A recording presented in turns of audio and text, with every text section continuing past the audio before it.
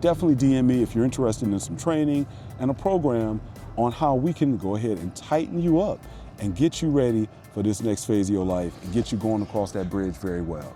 What's going on, folks? This is Dev, a Built After 50, and now that all these good days of eating are done with, you have all these leftovers and you're wondering, what in the world should I do with them? And you see this bridge behind me? Yeah, you probably went back over the bridge onto getting on that scale, and you look and realize, oh, where did I pick up all of these extra pounds? $3.99 for all you can eat while I'ma stuff my face to a funky beat. Okay, yeah, this doesn't make any sense. Let me take you back across the bridge over to your weight loss goals. Now, here are 3 times most people choose to eat all of that leftover food, especially when we're talking about chips, we're talking about cakes, rolls, other sweets that may be around the house, and you don't want to throw it away. If you're like me, you don't want to throw all that good food away.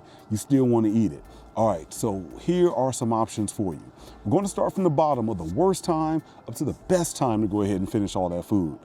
The worst time, you already know this, right before bed. As we always ask, what am I going to be doing for the next hour? If in the next hour you're going to bed, you're going to sleep, you don't want to have maybe a bunch of sweets, that ice cream that's left over, or maybe all of those cookies, again, etc. All of the sweet, especially the sweet, high-fattening foods, you don't want to have that right before bed because you're not doing anything. And it's just going to go ahead. You do want to go to sleep. You know it makes you want to go to sleep. And you're going to go to sleep on it. But yet all of that food is going to increase your blood sugar. It's going to spike, and then you're going to collapse. And when that happens, now all of that's just circulating your bloodstream, promoting fat storage. And that's not the road that you want to go down. And nor do you want to go there, because even for water retention, you know you're going to get on the scale the next morning and you're going to be even bloated, or you're going to have a lot of water retention, and it's only going to discourage you. Therefore, the worst time to have it is our number 3, right before bed. That leads us to number 2. Well, what's kind of another option then if you don't do it before bed? Well, I have to say number 2 certainly isn't as bad as number 3, but it's not optimal as number 1. And that is really early afternoon or even later in the afternoon. Let's put this between the 3 and 9 spot.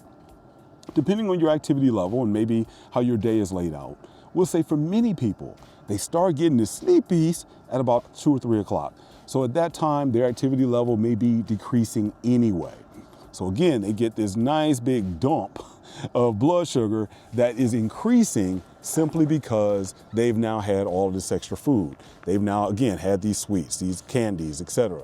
And now they want to go to sleep. Or hey, maybe it's just you might want to have leftover macaroni and cheese for kind of a late lunch or after lunch. And now that gets into your bloodstream and you want to go night-night. You don't feel like moving.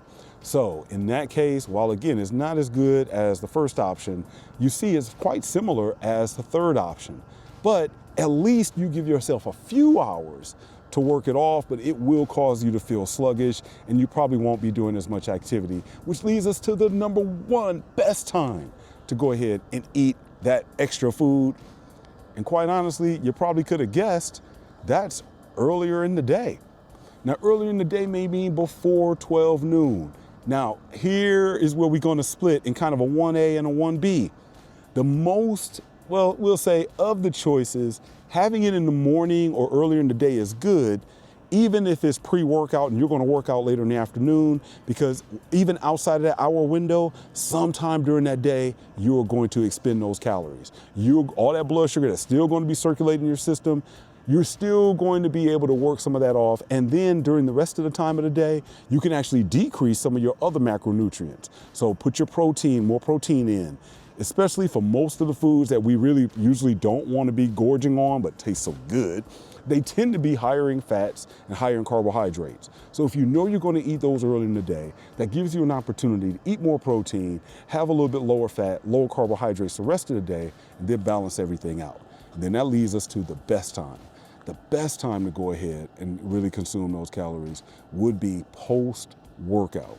So that way, if you're going to end up training a little bit later or even earlier in the day, and you get done training, post-workout is at least that one time where when we get into fat storage and fat promotion, it's the one time that your body says, you know what, I'm not really going to worry so much about fat storage right now.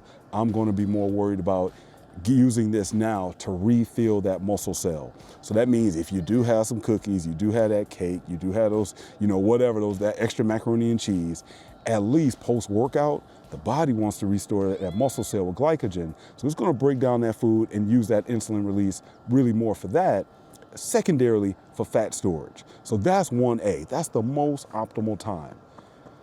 I know it's hard because really what we end up doing is we end up overeating almost for like a week at a time. And that's why the holidays can be so dangerous.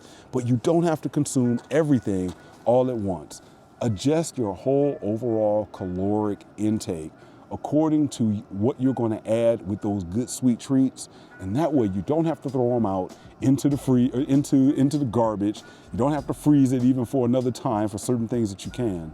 You can still go ahead and enjoy those sweet treats that are part of the festivities, but don't let it linger on, and use it instead to provide recovery for many of your workouts. So, as we conclude, what is it for you? Let me know down below. Comment that one little treat or one little, we'll say, food that gets you.